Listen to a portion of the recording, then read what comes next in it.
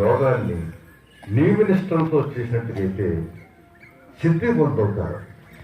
ఇంకేటువంటి పవిత్రమైన యోగాను ప్రతి ఒక్కరూ చెయ్యాలని మన భారత ప్రభుత్వం వారు మన దేశంలో పొందినటువంటి మన ఋషులు యోగులు జన్మించినటువంటి వాళ్ళు ఎండుటాకులు తిని సాధన చేసి మనకి చెప్పినటువంటి యోగాన్ని మన భారతదేశం సంపద.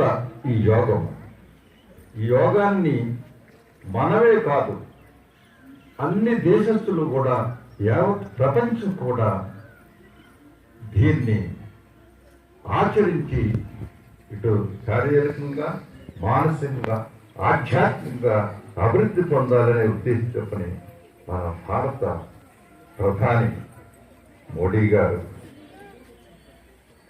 184 దేశాలు ప్రధానమంత్రిలో చెప్తే 173 దేశాలు ప్రధానమంత్రులు మేము యోగాను చేస్తాం అని 173 దేశాలు ఈ రోజుని అందరూ యోగాన్ని చేస్తారు.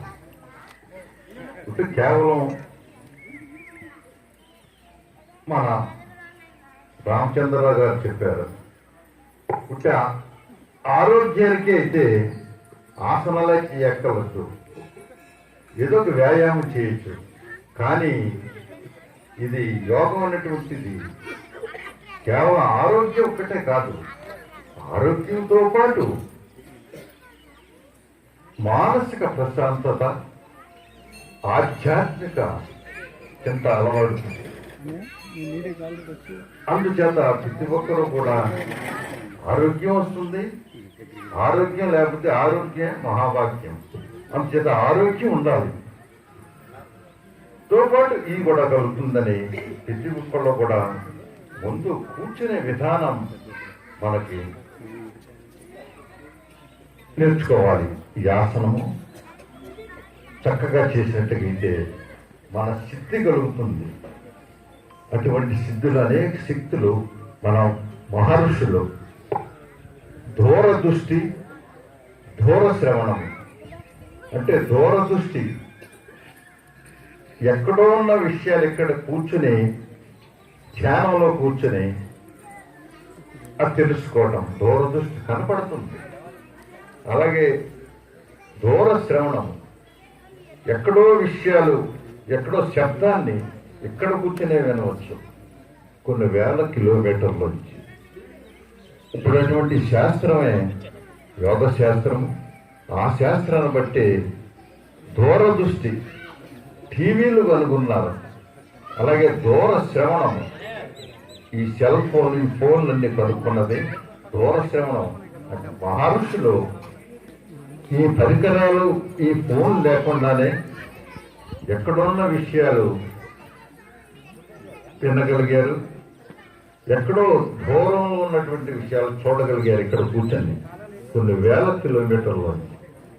అంచేత అటువంటి యోగంలో అటువంటి దివ్యశక్తి ఉన్నది. అందుచేత ప్రతి ఒక్కళ్ళు కూడా యోగాన్ని చేసి ఇటు శారీర ఆరోగ్యాన్ని, మానసిక ప్రశాంతత, ఆధ్యాత్మికంగా ఉపయోగించుకోవాలి. ఈ యోగాన్ని మన భారత ఋషులు కనుగొన్నటువంటి యోగాన్ని అన్ని దేశాలు కూడా ఈ యోగాన్ని చేసి దాని ప్రయోజనాన్ని పొందుతూ ఉన్నారు. కానీ మన దేశంలో ఈ యోగమే కనుగొన్నటువంటి మహర్షులు చెప్పినటువంటి మన భారతదేశం వాళ్ళు తక్కువగా చేస్తున్నారు కాబట్టి, తక్కువగా ప్రయోజనాలు పొందుతున్నారు కాబట్టి కూడా చేయాలి. అలాగే ఇటువంటి యోగాన్ని రామలక్ష్మణుడు, విశ్వామిత్రుడు యాగ రక్షణకై తీసుకెళ్ళినట్టు ఆయన సరైన దగ్గర కూర్చోబెట్టి పద్మాసనం వేసి రామలక్ష్మణుని యోగాన్ని చేశాడు. వాళ్ళు పాపం పడుకుంటుపోయి అలసిపోయి అప్పుడు విశ్వామిత్రుడు చెప్తాడు,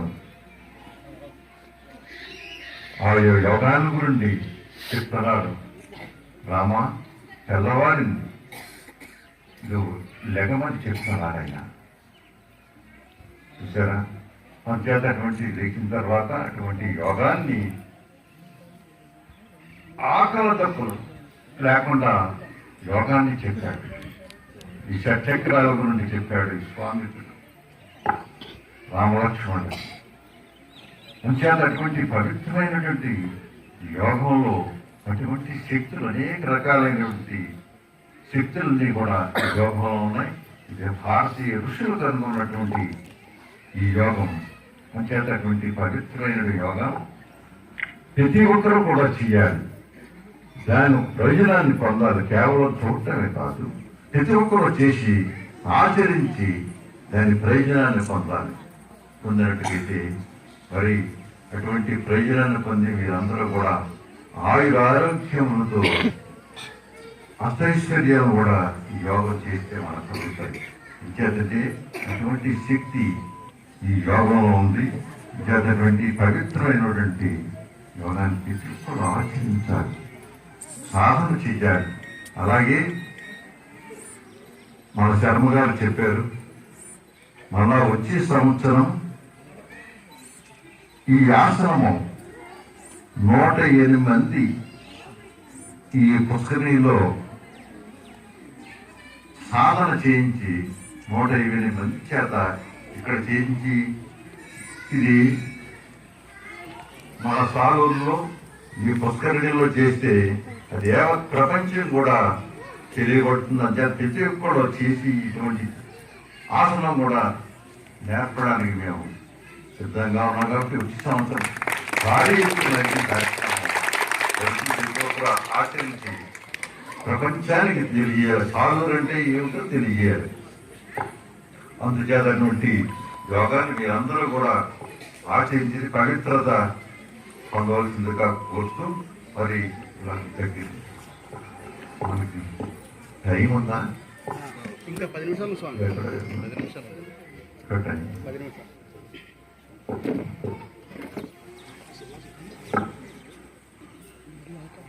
మరి ఈ పక్షులే కాదు యోగం చేయటం. సీతమ్మ వారు, రాముల వారు అరణ్యవాసం వెళ్ళినప్పుడు నేను కూడా వస్తానంటాడు. అప్పుడు